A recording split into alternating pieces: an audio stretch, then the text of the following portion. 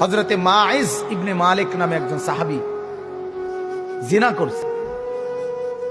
আল্লাহর নবীর কাছে এসে বলছি, ইয়া রাসূলুল্লাহ কাদ জানাইতু, আমি জিনা করে ফেলছি। আল্লাহর নবী ফালতাফাতা, অন্যদিকে চেহারা ফিরাই দিয়েছেন। আবার তিনি বললেন ওইদিকে ফিরে গিয়ে, ইয়া রাসূলুল্লাহ আমি জিনা করেছি। নবীজি আবার চেহারা আরেক দিকে ফিরাই নিলেন।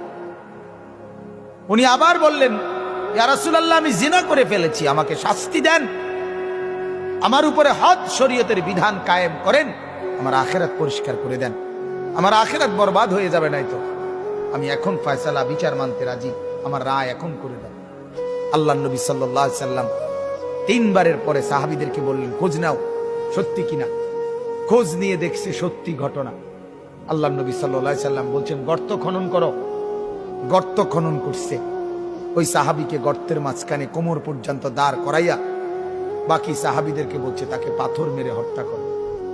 মুসলিম শরীফের হাদিস, একেবারে বিশুদ্ধ হাদিস। যখন পাথর মেরে হত্যা করছে, তখন পাথরের আঘাতের কারণে ওনার শরীর থেকে রক্তের ছিটা একজন সাহাবীর গায়ে আয়সা লাগছে। ওই সাহাবী তখন একটু বিরক্ত হয়েছে। বিরক্ত হইয়া বলছে, এক নাফরমানের রক্ত লাগবে, এক বদকারের রক্ত গায়ে লাগবে, তো মানে এরকম একটা বিরক্তি দেখাইছে।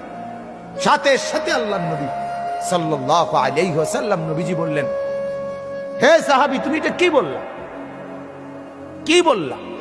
আমার এই মায়েজ গোটা পৃথিবী যা জানতো না, নিজের অপরাধ নিজে স্বীকার করে, নিজের শাস্তি নিজে গ্রহণ করে তওবা করছে।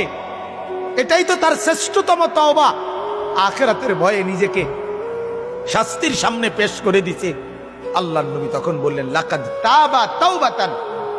আরে সাহাবীরা শোনো, আমার এই সাহাবী এই মুহূর্তে এমন তওবা করছে, এটা তার এমন তওবা, লাউ কুসিমাত জামিউল আরদি লা ওয়াসাত।